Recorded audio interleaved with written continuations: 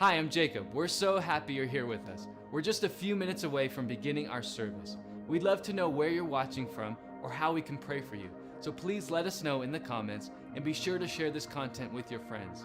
If you want prayer or prophetic encouragement, we offer free ministry available on first come, first served basis on our website. Be sure to check the description of this video for more information. Thank you so much for being here with us again, and we hope to see you again soon. Here's a word from some of our other ministries. Hey everybody, it's Pastor David Kingsley reminding you this week is the Pulse. Every third Friday at 6:30. Come on out.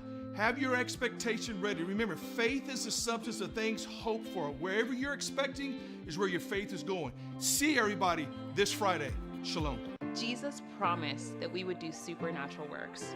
Now is the time for you to step into God's power. We invite you to our Healing Intensive, in which you'll be equipped to step into a supernatural lifestyle of healings and miracles.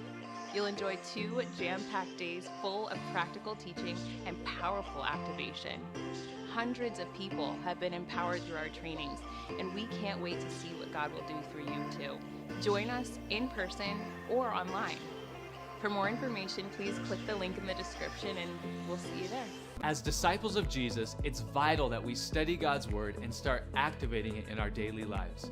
I'd like to invite you to Equip Nights, where our goal is to equip you for a life of impact and purpose. We're going to be diving into key subjects like your new identity, your authority in Christ, and the power of prayer, and many more.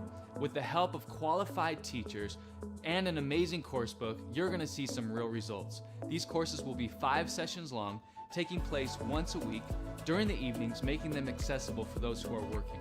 For more information, please check out the description link below.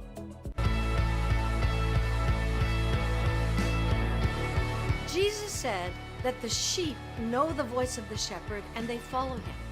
Yet many Christians lack confidence that they hear the voice of God for themselves. This prophetic boot camp is designed to equip you in the many ways that God speaks. You will learn to hear the voice of God yourself. You will receive prophetic ministry from many different types of people and have an opportunity to interact with the speakers and ask those questions you've always wanted to know. Join people from all over the world at the Healing Rooms of the Santa Maria Valley, November 5th and 6th, 2021. Click on the link below in the description to sign up.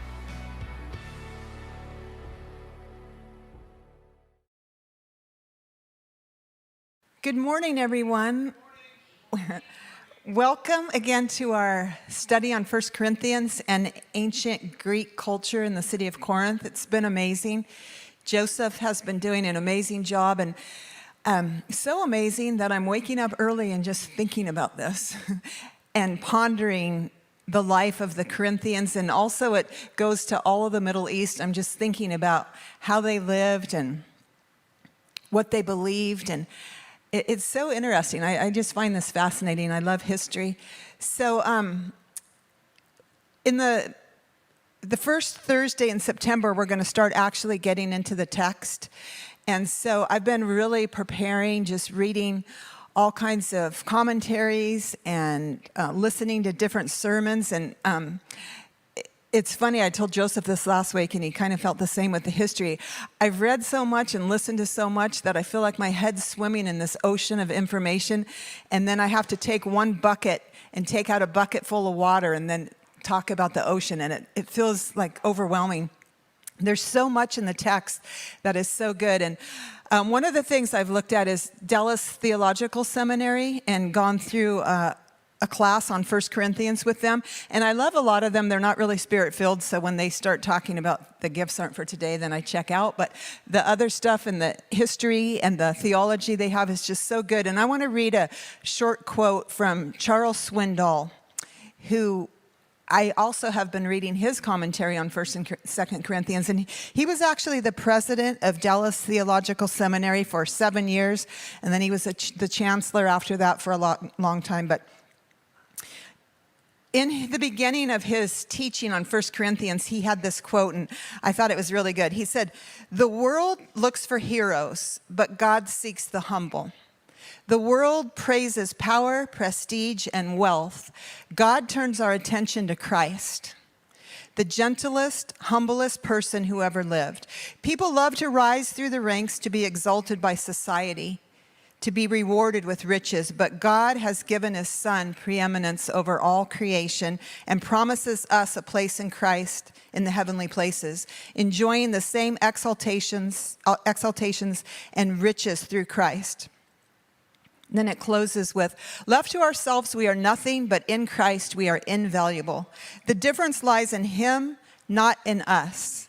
Thus, we should never boast in our own merit before God, 1 Corinthians 1:29. Rather, if we boast at all, we can only boast in the Lord.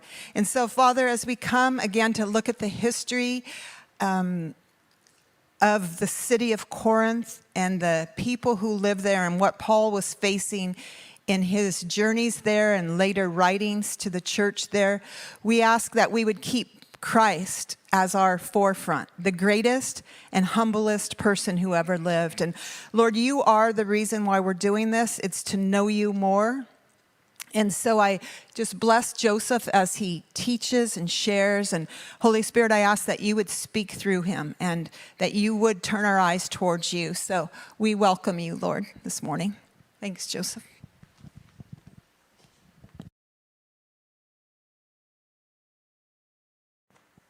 Cheers.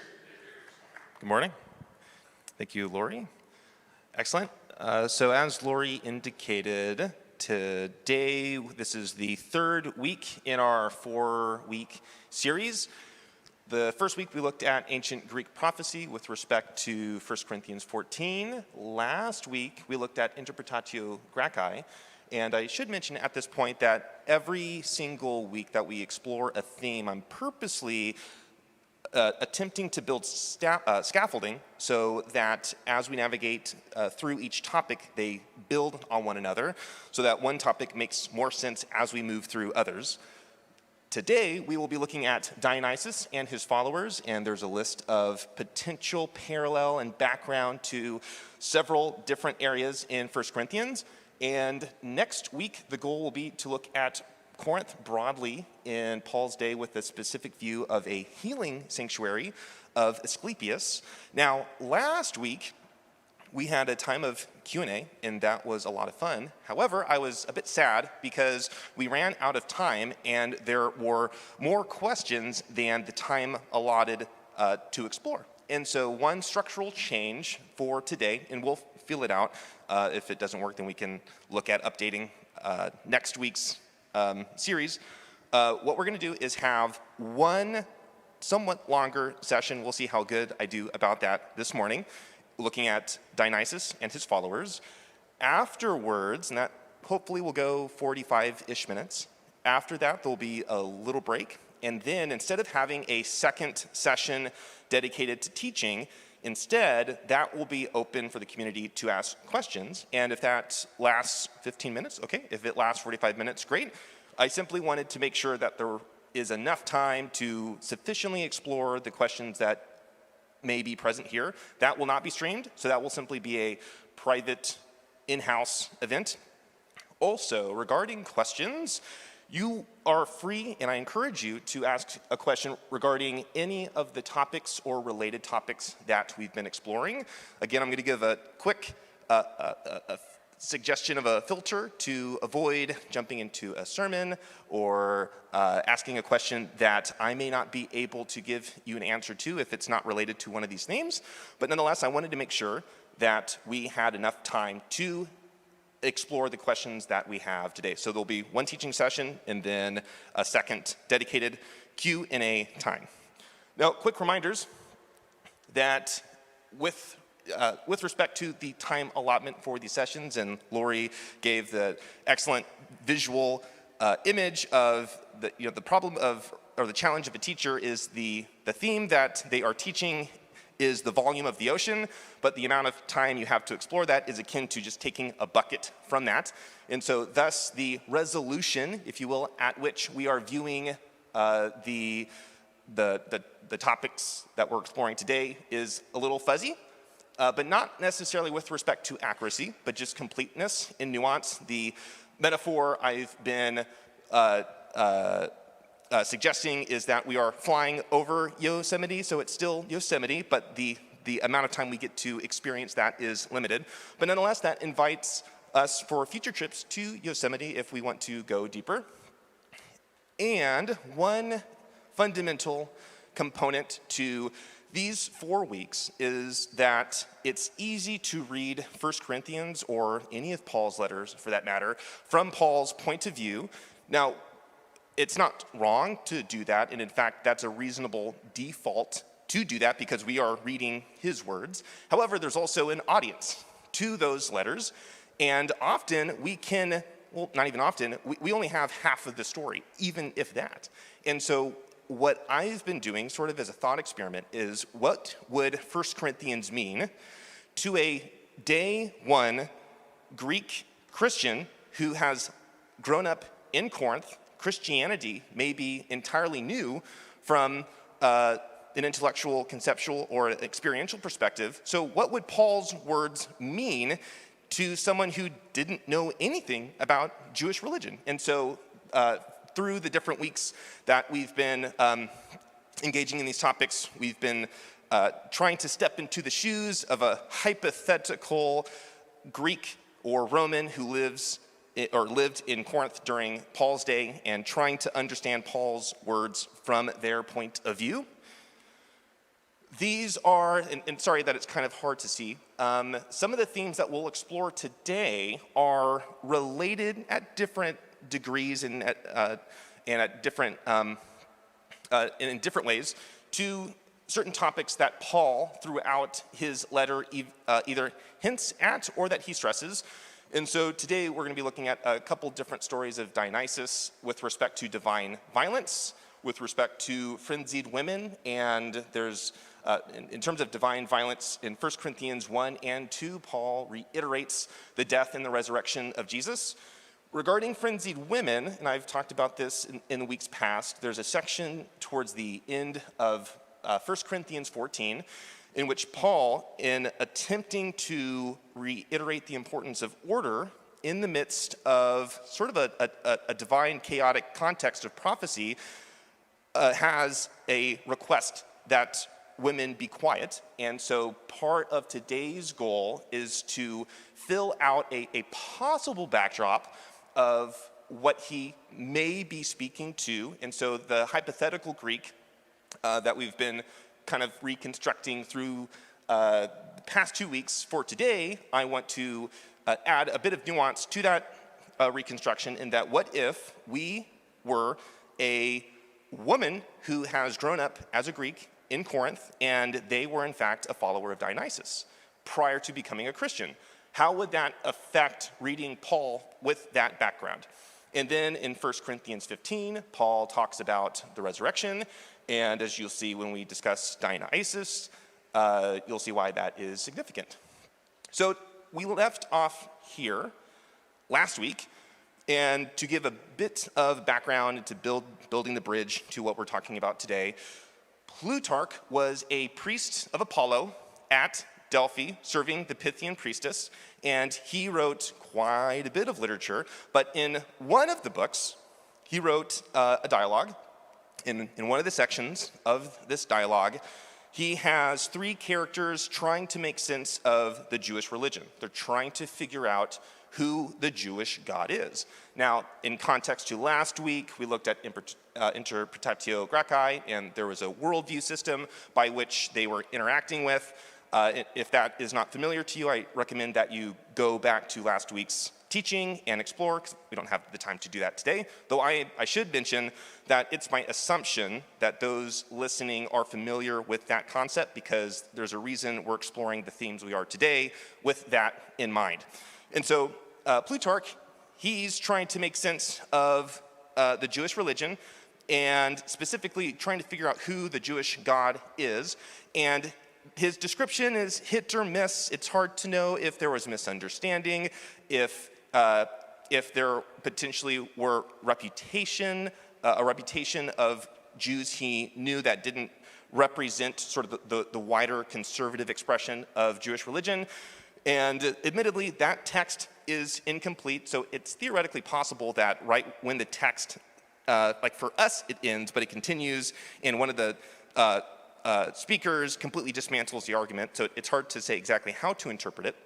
But nonetheless, the point here is in the surviving amount of that text, Plutarch associates the god of the Jews with Dionysus. Now, if we don't know who Dionysus is, then that can feel like an empty association, because it could simply feel like, oh, it's just it's a random god. He's just trying to pin it to, within that worldview. He's just trying to associate it with just one of the gods that they were familiar with. However, if we have a bit more information about Dionysus, then that association is actually really, really compelling, especially within the context of Interpretatio Gracchi. Now, one, not necessarily caveat, but a conceptual expansion that we should explore slightly is early Christianity was not separate from Judaism. Jesus was a Jew, Paul was a Jew, and his missionary efforts first went to synagogues, which were Jewish, right? And so, eventually history had them split, and that's neither here nor there for these purposes. But from the perspective of Plutarch, the difference between Jewish religion and Christianity, that wasn't necessarily an issue historically at that point. So we can, broadly speaking, put, how do I say this? Plutarch specifically referring to the Jewish God, we can, within Pauline monotheism and Christology, apply Dionysus not just to the Jewish God, but also to Jesus. In other words, when Plutarch is talking about Dionysus, he's now equating that to Jesus. Now, before we jump into specifics, it would be helpful to give a high-level cursory view of Dionysus, sort of mental scaffolding. And what's interesting to me about Dionysus is that he represents fundamental dichotomy. He is perpetual liminality, and he embodies opposites. And in fact, there's archaeological evidence, bone tablets, inscribed and dedicated to Dionysus, and on these bone tablets, it's written, obviously not in English, but life, death, life, peace, war, truth, falsehood, and I think it's basically that, yeah. So within a common Greek conception of Dionysus, he is the embodiment of opposites. But even beyond that, Dionysus not only transgresses boundaries, but he also transcends them.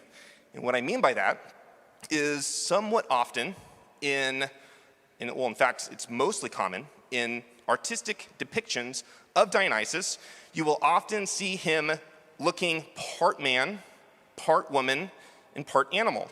Now, it could be easy to misread that depiction because in these artistic representations, it's not that he's changing genders, it's not that he's changing from an animal or from a human form to an animal, but that the very distinction between a man and a woman, the very distinction between a man and an animal, those are meaningless. Similar to Interpretatio Gracchi, in which the divisions between other cultures' gods and your own, how that division is not very meaningful. So with respect to Dionysus, divisions with respect to him, those are also not meaningful whatsoever.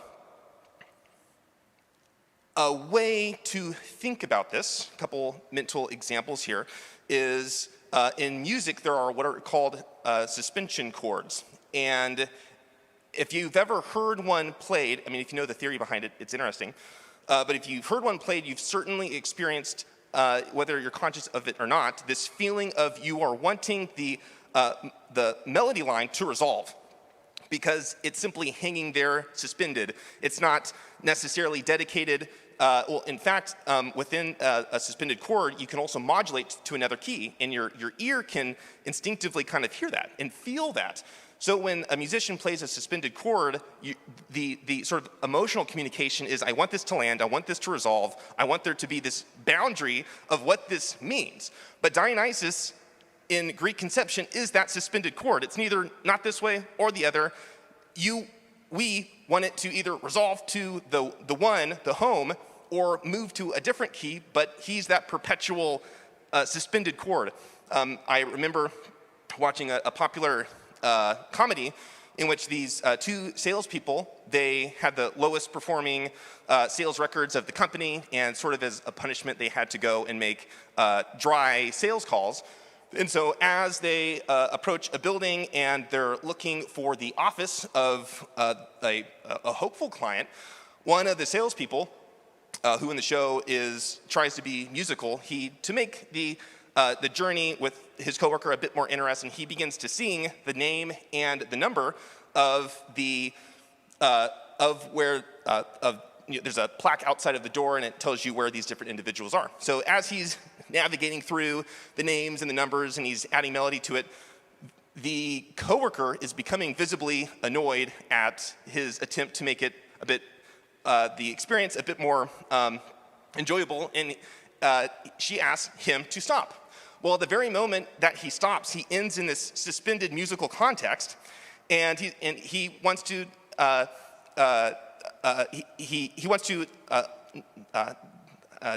obeys the wrong word, but he wants to make it so that she's no longer annoyed.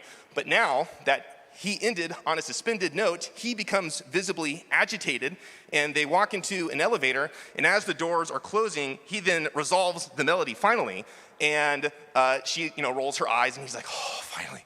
And if you're musical, that scene is really, really meaningful, because this melody is just unresolved for like 30 seconds, but then it finally finds home. Dionysus is that unresolved, no category type feeling. Another way to think about this is if you've ever been cliff jumping, and maybe this won't relate with a lot of people, but when I lived in Missouri, we would go down to the Ozarks, and it'd be a lot of fun to go cliff jumping. And as you are jumping off of a cliff and you feel the tug of the mass of the earth, gravity sucking you down into the water, you are neither on the ground when you jump off, and you have not yet landed into the water, and you are suspended and being simultaneously pulled down. You are in this liminal transition, sort of categorical mode. And that as you are transitioning from the cliff to the water, that represents Dionysus. Another way to think about it is if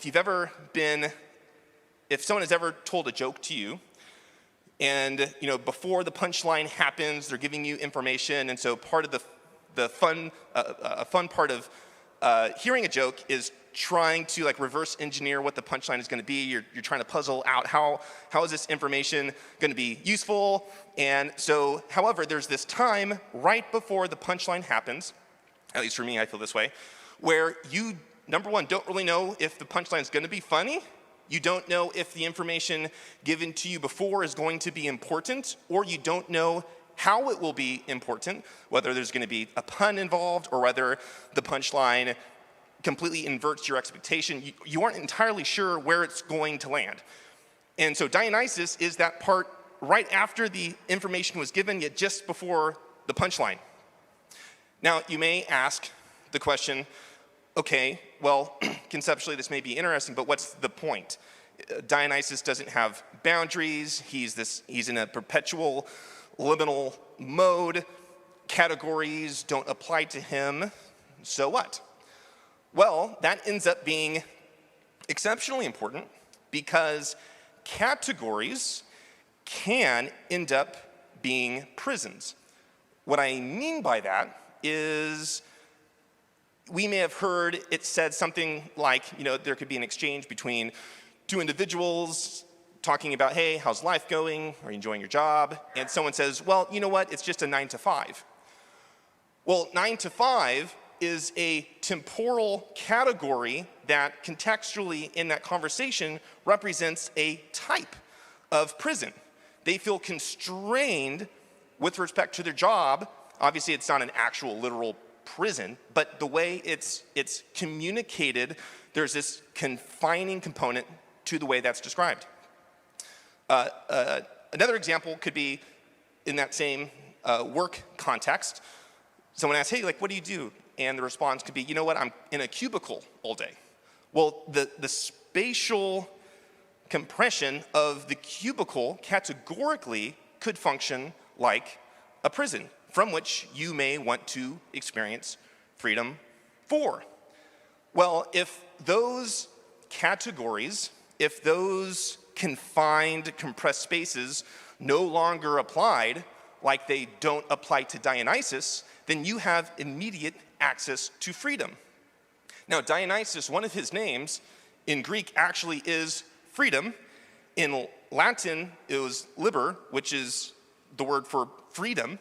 And so because Dionysus fundamentally did not associate, or not really associate, but because boundaries and categories did not apply to him, thus they did not apply to his followers. Now that ends up being pretty important because civically, let's say that you are a woman. In ancient Greece, there were certain expectations from the city, from the culture, from your husband's family about how you ought to behave and how you should lead your life. One expectation, from the ages of 13 to 35, you were constantly pregnant. Most of those children wouldn't live. And in fact, in ancient Greek culture, it was, customary is the wrong word, but it was typical or usual not to name your child until after 2 weeks had passed, because the assumption is most of the time they wouldn't even be able to make it. And so from 13 to 35, 40-ish, you're constantly pregnant, you're having to process and mourn the loss of at least about half of your children. You're expected to be mostly in the house, working at the loom, cooking, and in effect, a slave to certain expectations that society had for you. And thus, if a woman became a follower of Dionysus, suddenly all of those categories, the boundary lines, the expectations of society, those then could no longer apply to you. And that's one reason why so many women became followers of Dionysus, and we'll explore how that manifested itself in a little bit. Moreover, it wasn't simply freedom from cultural expectations based on your gender, but it also removed the boundary lines of Greek versus barbarian. In the Jewish conception, it'd be Jewish and Gentile. And so if you were a foreigner and you lived in a Greek city-state, and it depended on where exactly in the time frame we're speaking of, but broadly speaking, as a foreigner, you did not have the same type of access to different civic events, access to the military, excluded from certain economic opportunities. And so, in addition, those who were non-Greeks were also attracted to Dionysus because he offered freedom from the limitations of being a foreigner in the context of Greece. The same could be said for those who were economically downtrodden. Now, by our standards, we would view most people of the ancient world as woefully poor, but if we take sort of the median income of that day, and then you find what poverty was then, you could have a conversation with someone in which they describe that they feel like they are a slave to the economic pressure, that they can't participate in the different festivals or feasts because you have to have a certain amount of money to buy a sacrifice. Maybe they've wanted to go to the oracle at Delphi, but they don't have the money. Maybe they wanted to become a soldier, but you have to buy your own equipment, and they don't have the money to do that. And so they are effectively locked out, maybe even functionally somewhat equivalent to slaves in the ancient world, simply because even though they're not technically a slave, financially, they don't have access to different elements of society that they would if they had the money. And so not only were women drawn to Dionysus, not only were foreigners drawn to Dionysus, but also the very poor, because Dionysus removes that category from your experience as a poor individual. Last yet not least, and I need to add a little precursor here, Dionysus not only was associated with wine, but in popular imagination, Dionysus was wine. And I don't mean that metaphorically. It was conceptualized that as you are drinking wine, you are drinking Dionysus, and as you are feeling the effects of wine and the way they, I should say that it wasn't like they were drinking Trader Joe's wine. They would dilute it and fill it with different types of berries, and it wasn't as alcoholic in terms of the volume ratio. But as you were drinking the wine and you were feeling the freedom from your stress, the psychological weight of being in that society, by drinking the wine, you were drinking Dionysus, and that feeling of relaxation, the feeling of that freedom, that was the power of Dionysus at work. And so you could still become a follower of Dionysus even if you weren't a woman, a foreigner, or poor. You could be a wealthy businessman. However, you would be drawn potentially to Dionysus because he gave you freedom from basically the stress of success in that world. Now, it doesn't seem like many successful men were drawn to Dionysus, but nonetheless, they still could be, and we'll see an example of that in a moment. And so at this point, I want to build a bridge between the commonalities you may have already discerned between followers of Dionysus and also the demographic setup of early Christianity. And that is another reason why, if we back up a little bit and we look at Plutarch, maybe another reason why the god of the Jews and Dionysus were paired, because their followers sociologically look alike. Now, I'm going to describe events that are important in the story of Dionysus, and I want to reiterate that I'm actually talking about Dionysus here. I'm not talking about someone else. I'm going to go through the list, and we're going to explore some stories in which these will make more sense. Again, I want to put in the front of our perspective Plutarch trying to make sense of who the god of the Jews is, assuming you are aware of the story of Dionysus. So again, I'm speaking about Dionysus here. He was unjustly killed and resurrected. He descended into the underworld, which in Christianese you could use the word hell, but we'd have to talk about that. And he ascended into heaven. He had a mortal mother and a divine father. He turned water into wine. He had a troubled birth. He lost a parent. He grew up near Egypt. His true identity was disbelieved. He performed miracles. His followers had mysterious ceremonies and rituals. His followers were persecuted. Barbarians or Gentiles, women, and the poor were his followers. His religious communities threatened pre-existing norms. Dionysus judged impiety. He gave his followers a pleasant afterlife. He gave his followers miraculous powers, and his mother would be honored throughout time. Now, this may sound familiar, and again, viewing this list of activities, view it from the point of view of our reconstructed ancient Greek, whose worldview is impacted by interpretatio Gracchi, and have this be a filter through which we read 1 Corinthians. Now, I should mention, all of these statements about Dionysus have a particular context, and someone could extrapolate incorrectly and try to claim that Dionysus is in fact Jesus. That would be wrong. And as I tell a couple stories about Dionysus, you will notice that there are very important differences between this list and perhaps another list that you may be thinking about in terms of the Jesus story. But nonetheless, again, imagine you are familiar with the story of Dionysus. You may be familiar with all or some of these.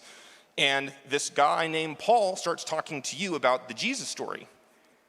If you flip the equation, this can help give us some empathy, not only for Corinthian Christians, but also Paul is having to deal with also this potential issue, but also issue is too strong of a word. As I build this out in story form, you'll notice that there are really important differences here, but I wanted to give that little precursor. So,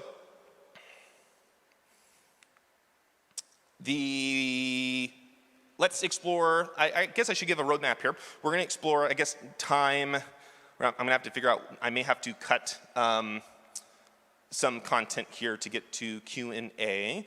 But the goal will be to look at 3 separate stories to build out our understanding not only of Dionysus and his conception in the Greco-Roman world, but also to fill out our knowledge regarding his followers, in particular women, and also with the goal of connecting this to our understanding of 1 Corinthians.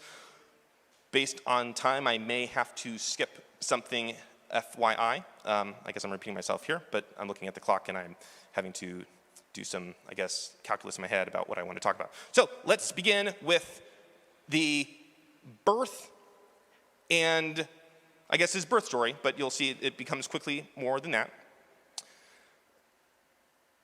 Zeus, like last week, he is wanting to be intimate with other mortals other than his wife Hera. And Hera, at this point, she's very frustrated. She is not only hurt emotionally, but she's also concerned because if Zeus continues to have children with other women, then her role as queen of the Olympians will be under threat. And in fact, historically, keeping the ruling family small and keeping it uniform and tight was a way to ensure that it wouldn't be disrupted by civil war. And so she's concerned for the longevity of her queenship and for her line. Zeus had just finished an escapade with Europa, another character, and now he has set his sight on a mortal woman whose name is Semele. Hera is aware of this, and like we looked at last week with the story of Io, Hera decides, instead of getting involved as directly as she did with Io, she's going to take a flanking approach instead, and hopefully this will work out in her favor. So she decides to transform into Semele's house servant. Semele lives in Thebes, and so Hera travels to Thebes. She looks like her housemaid, and they strike up a conversation. And through the discussion, Semele's giddy and excited because she has found the attention of the supreme sky god, and she's trying to make sense of it, but nonetheless she's ecstatic, not in a religious sense, but in an excited sense. And Hera, as disguised, she says, hey, you know what? I've heard that guys will lie to you just to be intimate, so you should actually have him prove to you that he is in fact Zeus, because it'd be kind of embarrassing to learn that he's a slave or that he's not the person that he said he was. So you should probably double check that he actually is Zeus if you're talking to people and claiming that you have this ongoing activity with Zeus. And she thinks, oh, yeah, that's a good idea. I haven't thought of that, so sure. So some time passes, and she meets up with Zeus. And she tells Zeus, I have a wish that I want you to fulfill. And Zeus, not too dissimilar from the incident in the Synoptic Gospels in which Herod puts on a feast and a woman, I forget if she's related or not off the top of my head, but she requests the head of John the Baptist. And because Herod made a swear publicly, he felt obligated to provide that to her. Well, in a similar way, Zeus swears on the Stygian waters, which idiomatically is equivalent to swearing on the tombstone of your mother. He's basically invoking the threat of death. And he says, on the Stygian waters, I will give you whatever you ask. What do you want? And she replies that she wants him to prove to her that he is in fact Zeus by revealing his true power to her. Now, Zeus, his heart sinks at this point in the story because he knows immediately that her mortal frame has absolutely no chance at all of withstanding the impact of her request. But nonetheless, because he invoked the Stygian waters, he was now compelled to give her what she asked. Now, this is especially painful to Zeus because he knows, and in fact she knows, that she's pregnant with Dionysus. And so not only is he having to process the death of Semele, but also the fact that he will be responsible for the death of his own son. So he's thinking, well, maybe there's a way around this. Maybe I can still reveal an accurate summary of my power, so to speak, but not necessarily the full force. But it's still true, it's still accurate, it's still my power, but it's simply not the full extent of it.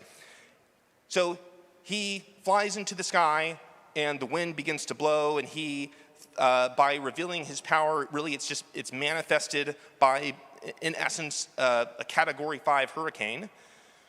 And as the storm is billowing up, lightning begins to flash, it's downpouring. He's thinking, I have a couple different set of weapons, and instead of using the most powerful ones, I'm going to use the weaker ones. Now, they're still true manifestations of my power, but maybe she'll survive this circumstance if I lower the intensity a little bit. So he grabs a secondary pair of weapons, and then he thinks, well, you know what, this is not looking good, so I wonder if I can somehow hide behind or cloak my power in such a way that it's still my true power.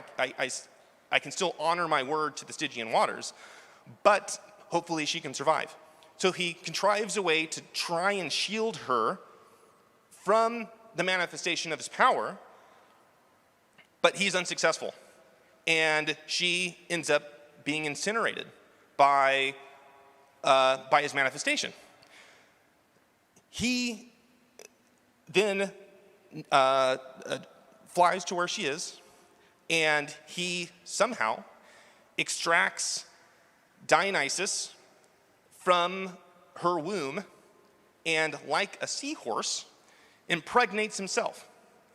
Now, that was probably as weird hearing those words as it was speaking them to my mouth, but nonetheless, that's the way the story went. So, in addition, I forgot an important part. In different stories render, or different versions of the story render details a bit differently. But as Zeus was extracting the fetus of Dionysus, he realized that Dionysus had died. However, Zeus was able to resurrect him through the process of impregnating himself with his son. Now, Zeus knew that Hera eventually would find out about this, and he was aware that he would not be able to bring up Dionysus in Olympia because Hera had already conspired to kill Dionysus. So if he were to bring him up, Hera would find another way to kill him. So Zeus, after some time, again, like a seahorse, and if you're not familiar with seahorses, the male seahorses are the ones that actually give birth, not the female ones. So like a seahorse, he then delivers Dionysus, and he gives him away, he adopts him out to a group of nymphs. And nymphs in Greek religion is actually super interesting, and if we had time, I'd love to explore it, but we obviously don't. In this setting, he gives Dionysus to a group of nymphs near Egypt to be raised. And thus far in the story, Dionysus, his mother had already been killed. He, in fact, had been killed by his own father, and he wasn't even born yet. And in fact, even before being born, he was already resurrected. So at this point in the Dionysus story, part of, like if we look back to how categories are not meaningful, the category of life and death, being alive versus being dead, that idea is even, you can see it being woven into the story, that even before he was born, he had a resurrection cycle. So some years pass. He is growing up near Egypt with the nymphs, and he may be about the age of my own daughter. And Hera, however, catches wind that Dionysus is alive, and she stirs a group of titans to find a way to kill him. Now, Hera is thinking, okay, my trap with Semele was only half successful. I was able to get Semele out of the picture, but Dionysus is actually the one that I'm really concerned about.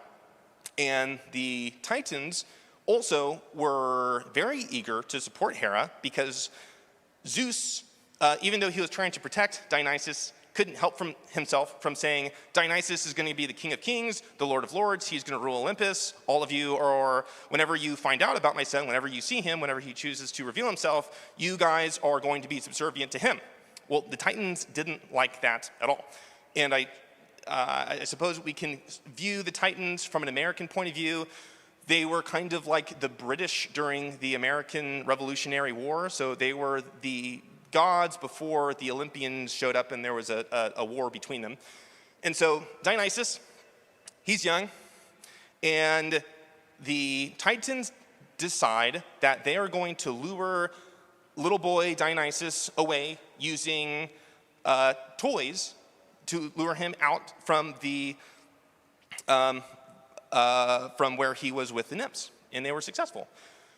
They lured him out, they killed him, and they wanted to make sure that he was really dead, so they decided to cook a Dionysus stew, basically. Zeus finds out about this. Obviously, he is completely outraged. So not only does he come to where he was staying near Egypt, but he kills the Titans, and he is also accompanied by other gods, and different versions of the story tell this next part a little differently. At either rate, one of the gods then takes the heart of Dionysus from the stew, and from that heart resurrects him again. So by the point of being 7 or so, Dionysus has already had 2 cycles of death and resurrection, both of which were unjust. Again, they weren't sacrificial deaths, so in terms of building a bridge between that and the Jesus story, there are very important differences. But in terms of the impact of categories when applied to Dionysus, they don't apply. So the category of being alive or being dead, those are moot.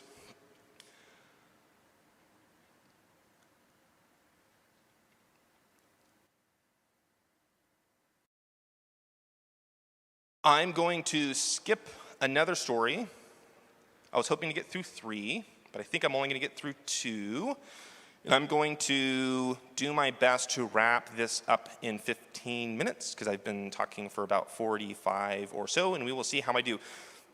The last story, well, I guess I should summarize the second story that I was talking about. So the first stories, and I kind of wove a few together. If you remember, we talked last week about mythology and storytelling, and in Greek popular imagination, mythology, storytelling was you are communicating a value or you are telling a story to communicate a point to your audience. That story could be factually true, it could be not factually true. That part isn't as important as what the main point, the main target of your story is. And so the stories that I just told, they were to, for us, understand that from the very beginning of the story of Dionysus, he experienced suffering, he experienced cycles of death and resurrection, that the idea of boundaries and categories don't apply to him. And from an early age, he was also a recipient of divine violence. Now let's fast forward. The second story that I'm just going to briefly summarize showcased the problem of misidentifying Dionysus. So as a result of Dionysus growing up with the nymphs and not growing up in Olympus, he was frequently overlooked. He frequently was not associated with being divine, and this troubled him greatly. And there's a story in which a group of pirates, they get his identity only partially right. They recognize him as being a son of a king, which is true in Greek mythology, but they did not get it right that he is Dionysus, the son of Zeus. And because they were only partially right and not completely right, he cast judgment on this group of pirates. So at this point, we see not only the categorical components aren't relevant to Dionysus, that Dionysus cares very, very deeply about getting his identity right, and if you get it wrong, he will do very bad things to you. We're now at the point that we can talk about the Bacchae, and actually this was going to be the story I just talked about, but we are jumping over it. Okay, so the Bacchae, I've been talking about this for a couple of weeks, and I'm going to do my best to give it justice in 10 minutes. The Bacchae actually, let me just jump into the story. I'm going to just give a quick summary of what this slide is supposed to point to. The Bacchae has a context that has a context. Bacchae was a play, kind of like if you were to go to see a movie today or even a theatrical performance. It was performed in a city during a civil war. They were losing that civil war, and about 20-ish years before the play had been performed, about 25% of that city's population had been wiped away due to a plague. And so the context in which this play was performed, society was asking fundamental questions. Why are we losing this civil war when we expected to overwhelmingly win? Why have the gods punished our people by killing the most vulnerable 25%? Are we misunderstanding the gods? Are we being punished? Have we set up society in such a way to bring this upon ourselves? So they're asking these fundamental, deep philosophical questions in context to this play. In addition, this play was not performed in isolation. It was actually performed in a sequence of 4 plays, and thus to understand this particular play, we'd also have to look at the 3 others because their common themes are woven throughout, but we don't have time for that. So I'm just giving kind of a cursory look to really get a sense of the genius of the play, we'd have to look at the context of the context. It was, in fact, performed right here. This picture, I forget if I took it or if my wife took it. We were in Athens. This is the theater, and thus the Temple of Dionysus. Plays performed in ancient Greece were fundamentally religious. They were also fundamentally political. So that would be kind of like going to like a Marvel Avengers movie that was sponsored by the government, but you could only watch it in like Catholic Mass or something. Again, that's a very blurry analogy, but it's fundamentally different from the typical secular assumption of plays performed today in Western culture.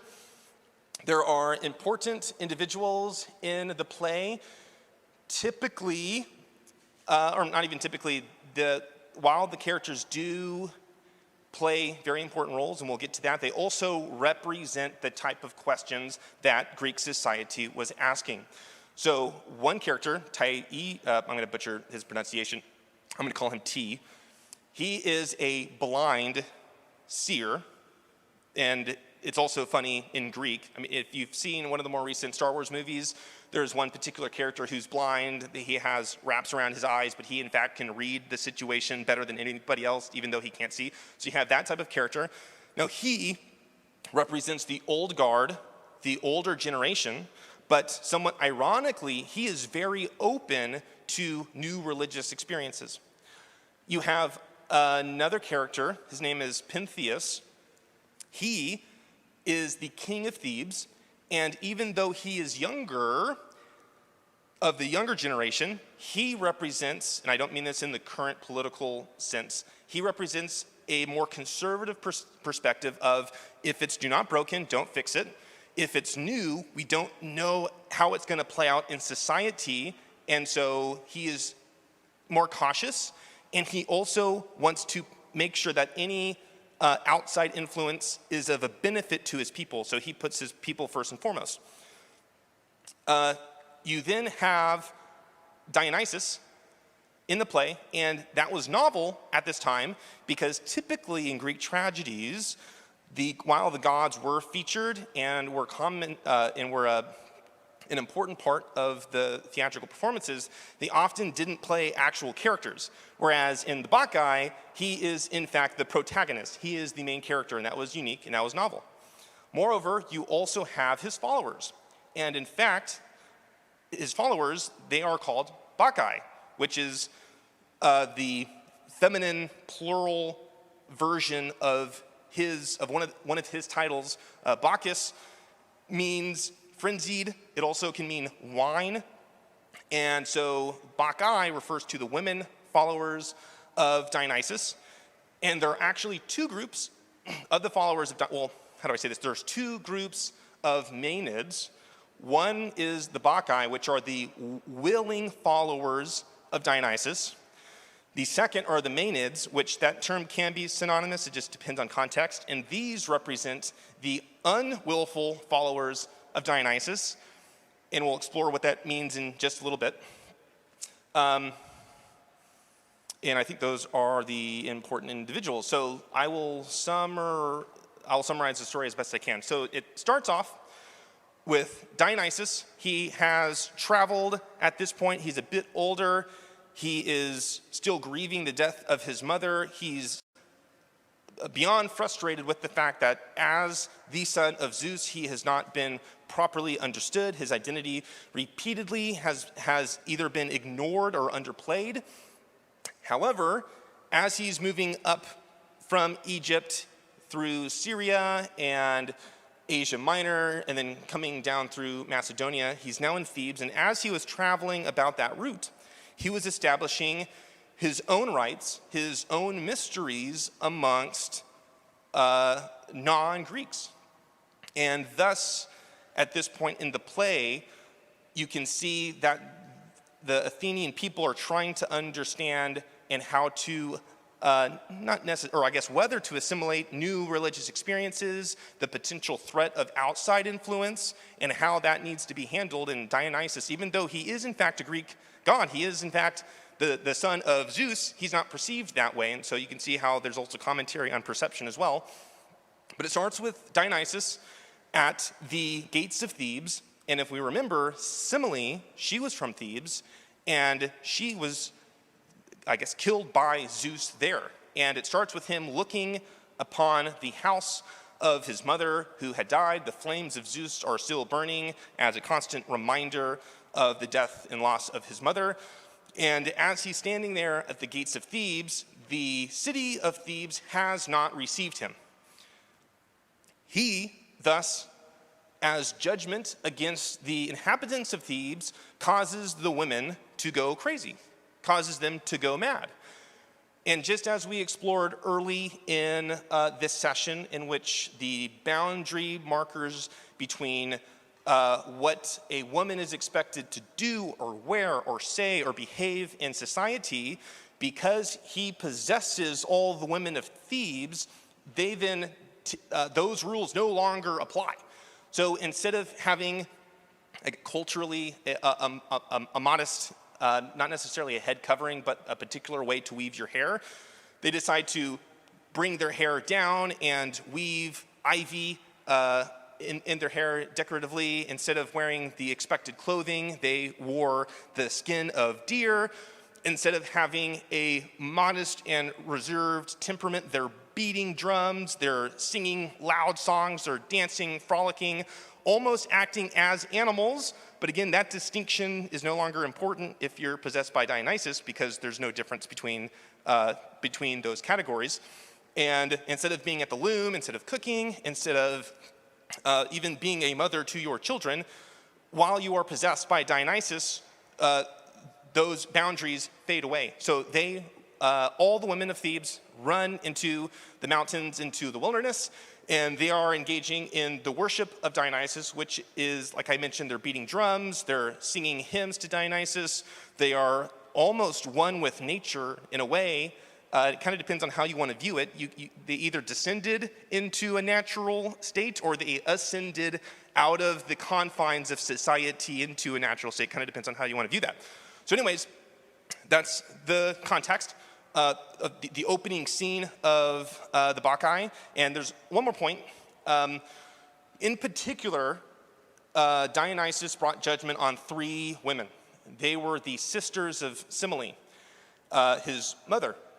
And these women were spreading rumors that Dionysus, his father, could not be Zeus. Instead, Semele was simply being promiscuous. It could have been a soldier, it could have been any merchant, and thus she died as a result of a form of adultery or being lewd, instead of the story of Zeus manifesting his power to her. And so Dionysus, after he causes the women to go mad, he goes and joins them because they're possessed with his spirit and they're worshiping him. And even though they are mad with his spirit through judgment, they are in fact worshiping him as they ought to, again, according to Greek mythology and religion. And so he goes and joins them. And so the next scene is T, the blind prophet, and a man named Cadmus. And Cadmus is the grandfather of Pentheus, the king of Thebes. And T is dressed like a Maenad. So he's dressed like a woman. He has the ivy through his hair, and he has the ceremonial staff, and he's ready and excited to go participate in the worship of Dionysus, because even though he's blind, he actually sees that they need to accept this new religion. And he's convincing Cadmus, the legendary founder of Thebes and the grandfather of Pentheus, to go and join him. And so you can even see that as a man, if you were engaging in the worship of Dionysus, that distinction also fades as well. And so they're about to leave, and Pentheus comes rushing through the door, and he sees Tiberius, I forget his name exactly, and his grandfather dressed like animals. And he's like, what are you guys doing? And so they have a debate as to what to do about this new religion, and the blind seer is trying to convince Pentheus to accept it and to avoid even worse things that could happen as a result of ignoring Dionysus. But Pentheus is saying, look, he's already driven half the women mad. I need to protect my people. This is completely unacceptable. And if I find the person responsible for this, I'm going to kill him. Well, as they're in this heated, spirited debate, guards come, and they have Dionysus, who is manifested as a man. And Dionysus is calm, relaxed. He seems to be enjoying this whole process. It looks like he willfully gave himself to the authorities. And so the guards bring him up, and Pentheus, the king, he starts questioning Dionysus, but he just sees him as a stranger and as someone who has introduced this new religious system into Thebes. And they go back and forth. Dionysus his responses are cryptic, and you can see that he's kind of playing mental games with Pentheus. And Pentheus eventually, he loses his patience and says that he's going to kill this stranger, and he has the guards take him away to be chained in a stable with kind of like a wild bull to ensure that he's going to die one way or the other. And at this point, Dionysus, disguised as a stranger, he is chained to the stable. And at this point, he decides that it would be a good idea to reveal who he really was. That if it was insufficient for the city of Thebes not to take him seriously as a result of driving the women crazy, maybe what he will do next will be finally sufficient. So he leverages that burning fire from the death of his mother, and he uses it to create an explosion that obliterates the stable in which he's in. And so he walks out calmly, seemingly somewhat happy, but again frustrated at the city of Thebes.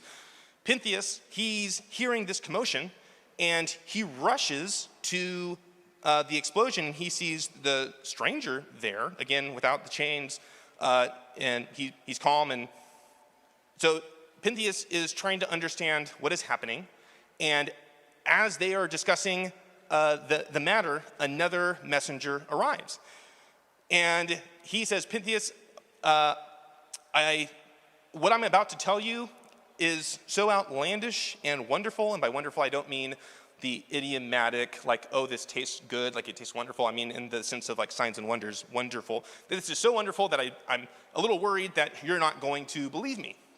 And Pentheus says, okay, well, just tell me what I need to hear. Be quick about it, because my city's on fire and the women are going crazy. Tell me what's going on. And the messenger describes the activities of the Maenads, the women whom Dionysus caused to go mad. And I encourage all of us at this point that if you are interested in ecstatic expression of women in Greek religion, read the Bacchae slowly and reread the section in which this is described several times. I won't be able to explore it in depth because I'm already over my time allotment, but it is a fantastic illustration of at least a theatrical portrayal of women followers of Dionysus. So the messenger describes women who are they're in essence lying down with the lion and the lamb. They are taking their sacred rod and smacking it against stones, and water is gushing out. Or if they want wine, they hit another stone and wine pours out. Or if they want milk, they take their hands, and as they scrape against the mud, that honey or milk can pour out. And as the messenger is viewing these Maenads performing these wonders, he notices that one of them, Pentheus' mother, that she may be able to get rescued. So the messenger tries to rescue her, but he is discovered. And so the messengers run away, and as they're looking back, he sees that this large group of frenzied women worshipers, though in context to judgment, that they are running down the hill, and as they're running down the hill, they're intersecting pastures. And so within pastures, you have large animals, territorial bulls, and so he's looking on, and he sees that these women that ordinarily they would be just ripped to shreds by a charging bull, but in fact, without any weapons, without any martial prowess, these ordinary women are decisively defeating these bulls in hand-to-hand combat. And so as the women are running down, the messenger is noticing that the women, they're descending on these villages, and the villages, they are sending out their militia to meet the women, but the women, even though they aren't martially trained, even though they don't have weapons of themselves, they are decisively defeating the trained soldiers, and whenever the soldiers stab or slice them, that they aren't wounded and they're not hurt. And so he is describing these miraculous deeds of these worshipers of Dionysus, and Pentheus is thinking, okay, well, we gotta deal with this. This is absolutely crazy. And let's see, I need to wrap this up quickly. So Dionysus decides, hey, you know what? One idea would be to disguise yourself as one of these Maenads, and after seeing them for yourself, you could have a sufficient battle plan to solve your problem. And Pentheus decides, okay, that seems like a good idea. So ironically, Pentheus then dresses like a Maenad, and as a result of donning that sacred attire, he himself starts to become possessed by Dionysus. And he begins to go crazy in that he's seeing like multiple sons, but he's also starting to feel the supernatural strength of possession, and he's convinced he could walk over to a mountain and lift it up with one hand. And they approach the hill on which the Maenads are engaging in the worship of Dionysus, in terms of the beating of the drums and the singing, and they're dressed like animals, and these signs and wonders, and that's kind of the Christianese way to say it, are happening in that context.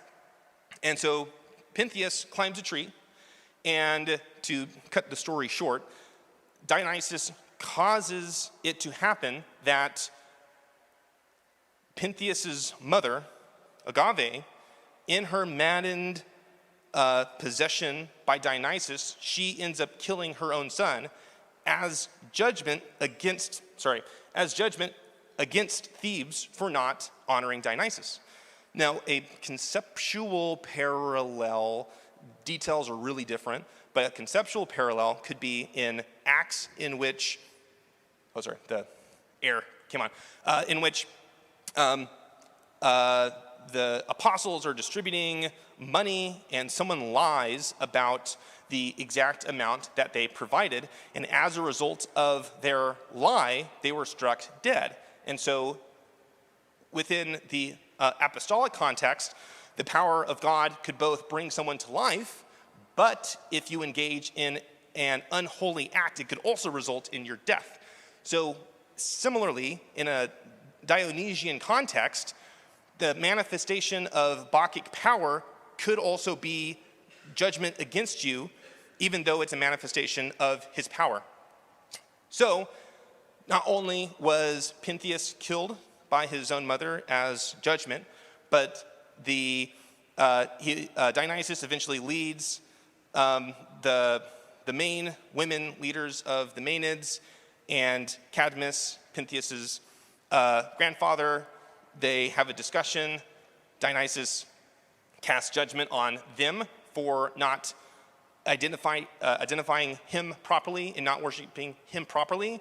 So he sends them into exile.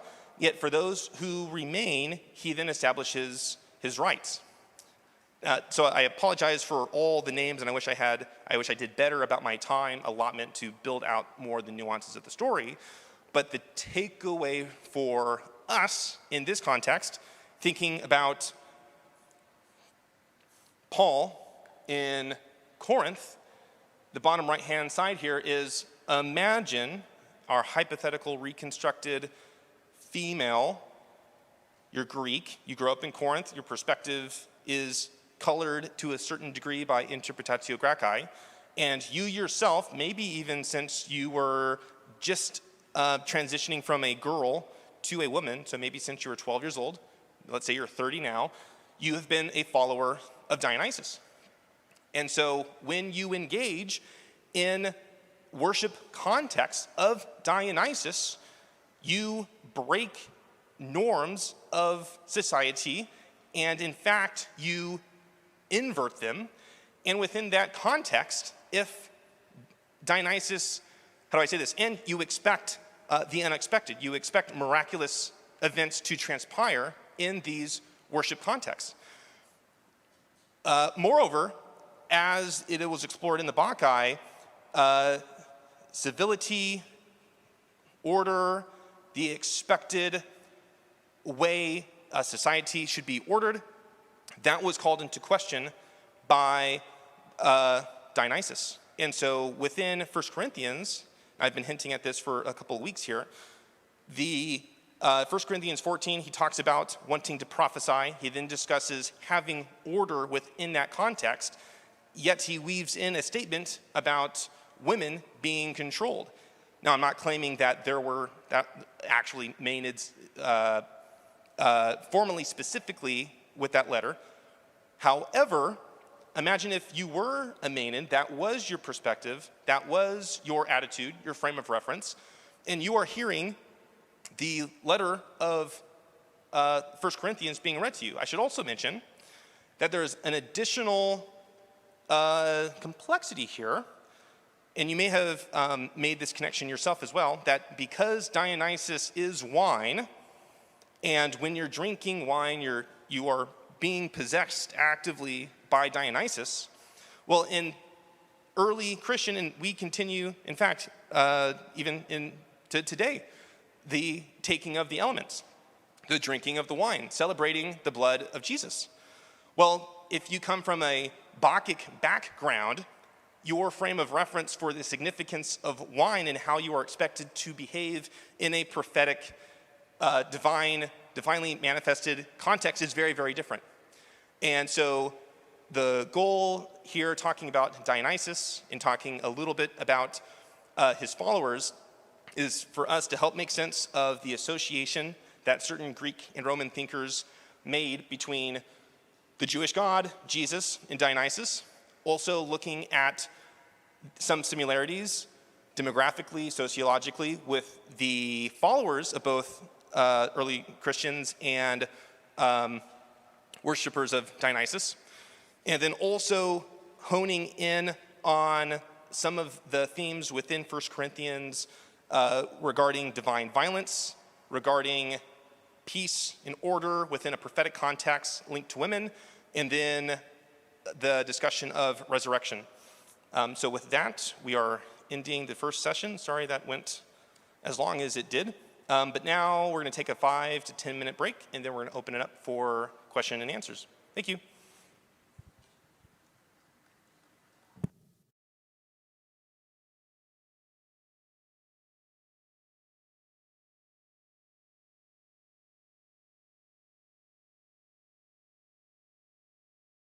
Hey, thanks for joining us online. We'd love to know where you're watching from or how we can pray for you. So please let us know in the comments, and be sure to share this content with your friends. Also, if you want prayer or prophetic encouragement, we offer free ministry available on a first come, first served basis on our website. Be sure to check the description of this video for more information. Thanks for watching, and we hope to see you again soon. Here's a word from some of our other ministries. Hey everybody, it's Pastor David Kingsley reminding you this week is the Pulse. Every third Friday at 6:30. Come on out. Have your expectation ready. Remember, faith is the substance of things hoped for. Wherever you're expecting is where your faith is going. See everybody this Friday. Shalom. Jesus promised that we would do supernatural works. Now is the time for you to step into God's power. We invite you to our Healing Intensive, in which you'll be equipped to step into a supernatural lifestyle of healings and miracles. You'll enjoy 2 jam-packed days full of practical teaching and powerful activation. Hundreds of people have been empowered through our trainings, and we can't wait to see what God will do through you too. Join us in person or online. For more information, please click the link in the description, and we'll see you there. As disciples of Jesus, it's vital that we study God's Word and start activating it in our daily lives. I'd like to invite you to Equip Nights, where our goal is to equip you for a life of impact and purpose. We're going to be diving into key subjects like your new identity, your authority in Christ, and the power of prayer, and many more. With the help of qualified teachers and an amazing course book, you're going to see some real results. These courses will be 5 sessions long, taking place once a week during the evenings, making them accessible for those who are working. For more information, please check out the description link below.